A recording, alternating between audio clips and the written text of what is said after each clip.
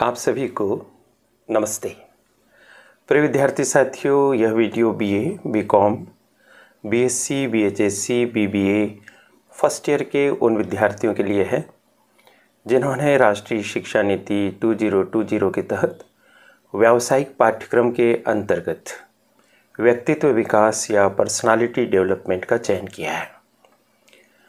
जैसा कि इसके पहले के वीडियो में आपको बताया था कि आपको रिटन एग्जामिनेशन की तैयारी और प्रैक्टिकल कार्य के साथ ही साथ में आपको एक प्रोजेक्ट भी बनाना है और फील्ड ट्रिप के आधार पर रिपोर्ट भी तैयार करनी है।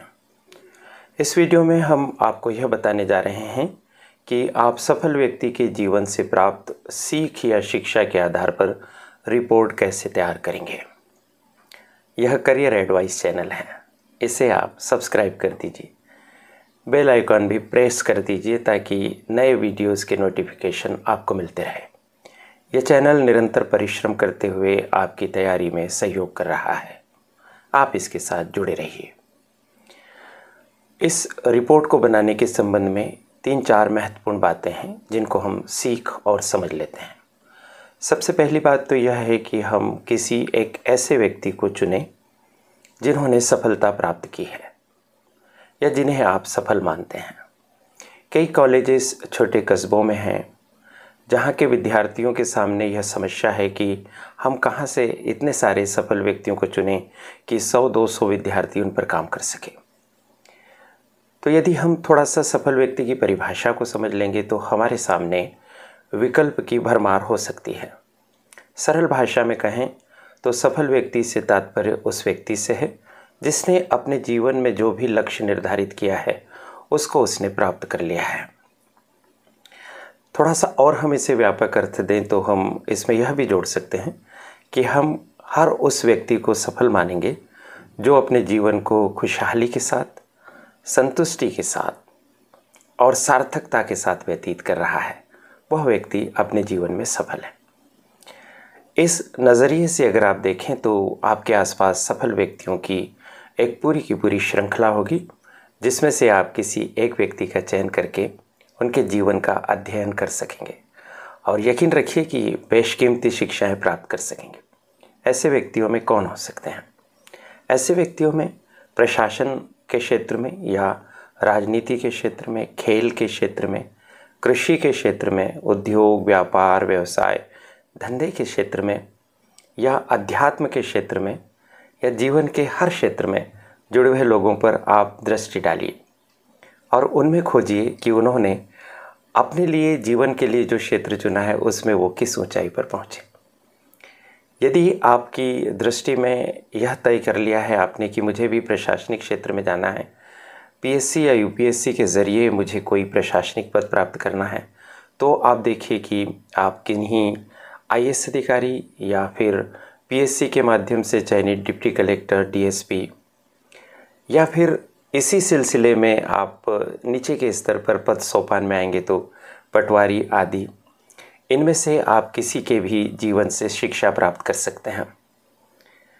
आप जहां पर रहते हैं वहां पर बड़े अधिकारी हो सकते हैं यदि आप जिला मुख्यालय पर हैं, जैसे बड़वानी में है, और मेरे विद्यार्थियों ने कलेक्टर साहब, एसपी साहब, सीईओ साहब, ये सब आईएएस आईपीएस हैं जिनसे संपर्क करके उनके जीवन को समझा है। तो यदि आप जिला मुख्यालय पर हैं तो आपके लिए ये अधिकारीगण उपलब्ध हैं। बच्चों, एक बात ध्यान रखिए कि जब भी आप इनके पास जाते हैं और इनसे अनुरोध करते हैं तो ये बहुत प्रसन्नता से विद्यार्थियों को समय देते हैं, बहुत आत्मीयता से विद्यार्थियों से बात करते हैं और बहुत विस्तार से अपने जीवन की यात्रा विद्यार्थियों के सामने रखते हैं।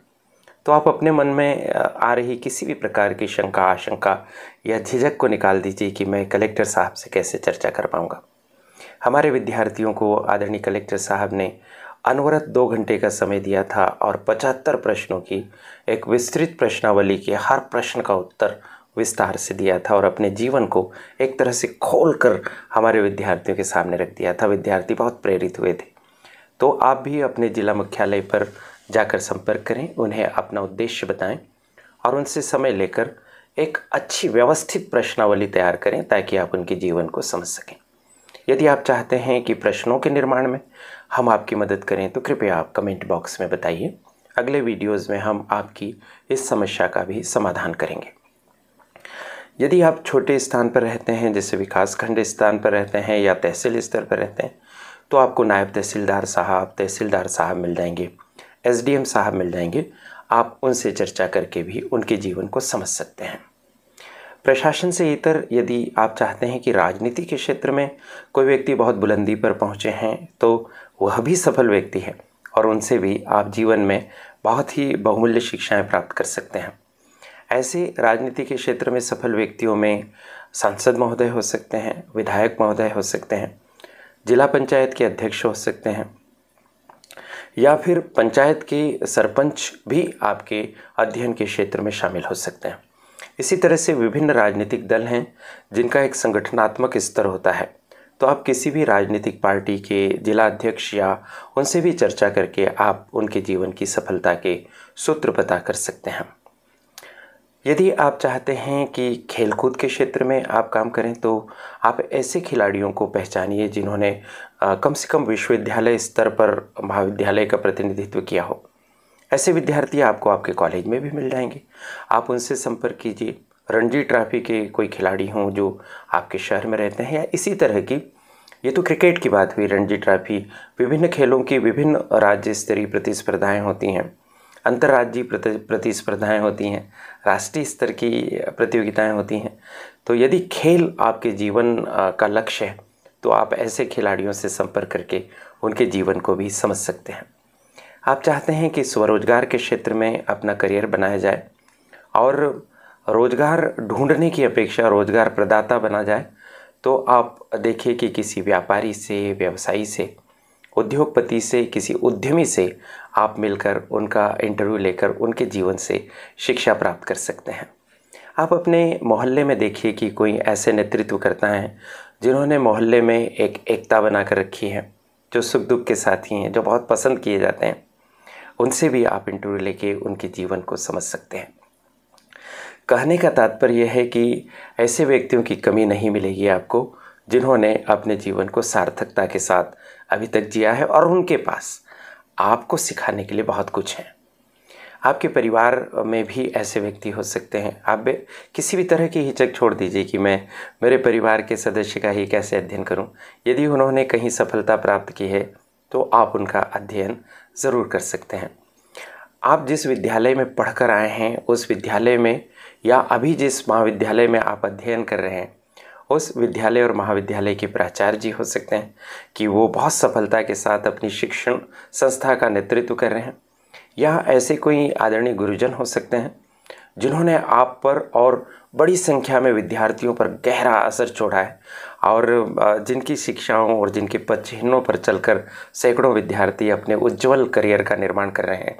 आप ऐसे गुरुजन, चाहे वो स्कूल के हों चाहे कॉलेज के हों, आप उनके जीवन से भी बहुत कुछ सीख सकते हैं। संत महात्मा या अध्यात्म के क्षेत्र में जिन्होंने बहुत प्रगति की है, वह भी आपके अध्ययन की विषय वस्तु हो सकती हैं। इतने वर्णन से आपको कुछ इस तरह की टिप्स मिल गई होगी कि आप अब अपना नज़रिया व्यापक करते हुए सफल व्यक्ति की पहचान करने में ज़रूर ही सफल हो जाएंगे और आप उनसे उनके जीवन के बारे में शिक्षा प्राप्त कर सकेंगे। अब प्रश्न ये उठता है कि अगर हम किन्हीं सफल व्यक्ति को रेखांकित कर भी लेते हैं तो फिर हम उनके जीवन से शिक्षा प्राप्त कैसे करें। यहाँ मैं एक बात और आपको याद दिलाना चाहूँगा कि जो हमारी युवा पीढ़ी है वो खाकी वर्दी से बहुत ज़्यादा प्रभावित है और पुलिस विभाग में अपना करियर बनाने के लिए बहुत ज़्यादा उत्सुक है। तो आप देखिए ना, ऐसे कोई पुलिस कांस्टेबल हैं, पुलिस के सब इंस्पेक्टर हैं, पुलिस के डीएसपी साहब हैं, एसपी साहब हैं, जो आपको बहुत ज़्यादा ही प्रभावित करते हैं। आप चले जाइए थाने में, आप चले जाइए एसपी साहब के ऑफिस में और उनकी सफलता के सूत्र भी आप उनसे सीख सकते हैं। सेना अगर आपको लुभाती है, सेना के प्रति आपके मन में जज्बा है, तो आप सेना के क्षेत्र में चले जाइए।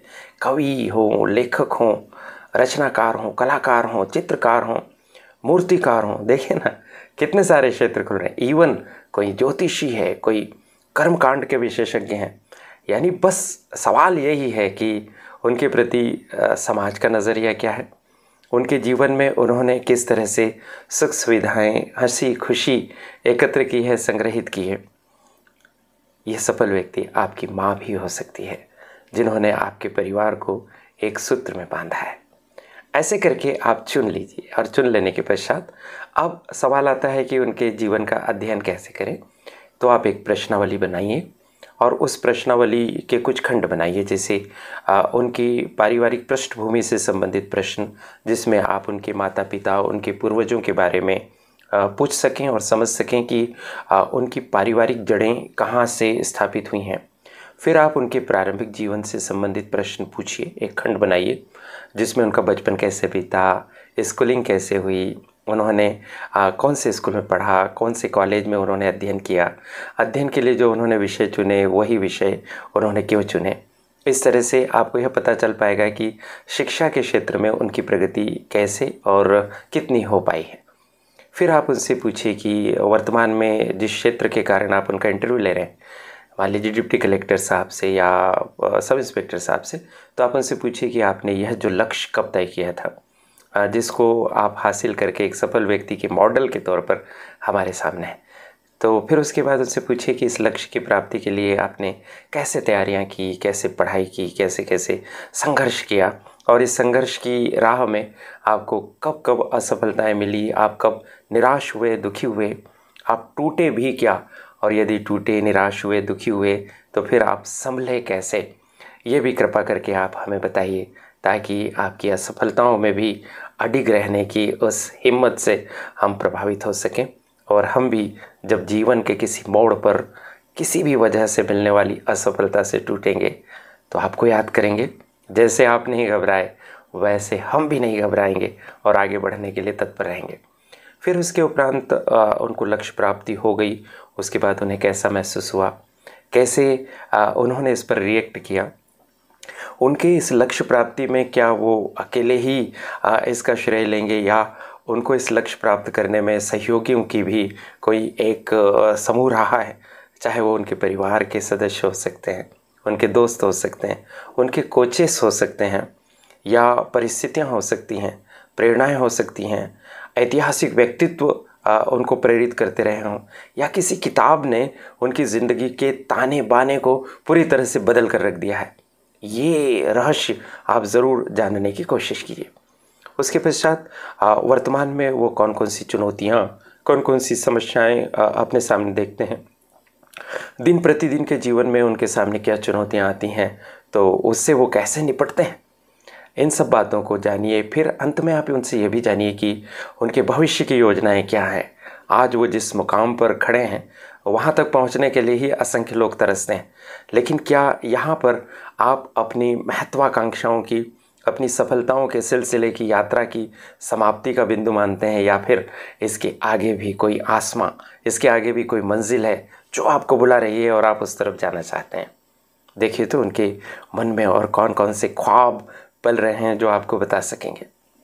एक इस बात से आप अपने इंटरव्यू का समापन कर सकते हैं कि हमारे लिए आपका क्या संदेश है, नई पीढ़ी को प्रेरित करने के लिए आप क्या सुझाव देना चाहते हैं, हमें क्या मार्ग बताना चाहते हैं। कृपया आप हमें मार्ग ज़रूर बताइए। फिर उन्हें प्रणाम कीजिए, धन्यवाद दीजिए और चले आइए। उनसे आपने जितनी बातें सुनी हैं, समझी हैं, उसके आधार पर कई कीमती शिक्षाएं आप प्राप्त कर सकते हैं, जैसे लक्ष्य का निर्धारण करना, जैसे प्रतिकूल परिस्थितियों से नहीं घबराना, हर स्थिति का सामना करना। अनुकूलताओं में तो व्यक्ति खुश रह ही लेता है, प्रतिकूलताओं में अपने आप को संभालना, लक्ष्य की प्राप्ति के लिए नीति बनाना, उस नीति को मूर्त रूप देना यानी उसे क्रियान्वित करना। फिर जब लक्ष्य प्राप्त हो जाए, जब हम सफल हो जाते हैं, कई बार हमारे पैर ज़मीन पर नहीं टिकते, ये सबसे ख़राब स्थिति है। तो आप ऐसे बड़े व्यक्ति से सीख पाएंगे कि इतने ऊंचे पायदान पर पहुंचने के बाद भी वो किस तरह से इतने धैर्यवान हैं, किस तरह से इतने विनम्र हैं, और किस तरह से इतने दयालु हैं, और किस तरह से इतनी आत्मीयता से वो हमसे बात कर रहे हैं। ये आप सीख पाएंगे। साथियों, दंभ, घमंड और बहुत ज़्यादा गर्व कभी भी स्थायित्व आपको नहीं प्रदान करता, बल्कि ये पतन के गर्त की तरफ ही ले जाता है। न जाने क्या क्या बातें आप उनसे सीख पाएंगे। फिर जो जो कुछ भी आपने सीखा है उसको आप सिलसिलेवार एक रिपोर्ट के तौर पर लिखिए। रिपोर्ट लिखते समय आप सबसे पहले भूमिका बनाइए कि आपने इन्हीं व्यक्ति का चयन क्यों किया है एक सफल व्यक्ति के तौर पर। फिर उसके बाद उनसे आपने किस तरह से जानकारी प्राप्त की, उसकी विधि बताइए कि इंटरव्यू लिया आपने उनका। फिर उसके पश्चात आप क्रम से बिंदुवार बताइए कि उनकी क्या कहानी रही पूरी, उसका वर्णन कीजिए। और फिर आप पॉइंट वाइज या बिंदुवार बताइए कि उनके जीवन से आपको क्या क्या शिक्षाएं मिली, पॉइंट्स में लिखिए आप उनको। और अंत में आप उनसे किस तरह से प्रेरित हुए, ऐसा लिखते हुए उपसंहार लिखिए। और इस तरह से आपकी बहुत ही बढ़िया प्रोजेक्ट रिपोर्ट आपकी बन जाएगी सफल व्यक्ति के जीवन से मिली हुई शिक्षा की। आशा है इस वीडियो से आपकी बहुत सारी शंकाएं समाप्त हुई होंगी और अब आप सफल व्यक्ति का चयन करके उन पर काम करने के लिए तत्पर हो सकेंगे। वीडियो थोड़ा बड़ा ज़रूर हो रहा है क्योंकि मैं चाहता हूं कि इसको मैं एक ही वीडियो में समेट दूं। यह करियर एडवाइस चैनल है। मुझे अपना अनुभव साझा करने का अवसर इस चैनल की संचालिका प्रीति गुलवानिया जी और उनकी परिश्रमी टीम के द्वारा दिया गया। उनके प्रति मैं बहुत बहुत आभार व्यक्त करता हूं कि मेरे शब्द उनके माध्यम से, उनके प्लेटफॉर्म के माध्यम से मध्य प्रदेश के विभिन्न कॉलेजेस के मेरे प्यारे बेटे बेटियों तक पहुंच रहे हैं। अन्यथा यह संभव नहीं हो पाता और मैं एक कॉलेज तक ही अपनी बातों को सीमित रख पाता। विद्यार्थी साथियों, आपकी हर तरह की समस्या के समाधान के लिए हम उपलब्ध होंगे। आपकी हर रचनात्मक जिज्ञासा का समाधान करने के लिए हम पूरी कोशिश करेंगे। आपका यह प्रोजेक्ट रिपोर्ट भी बहुत अच्छी बने, इसके लिए आपको शुभकामनाएं। नमस्कार।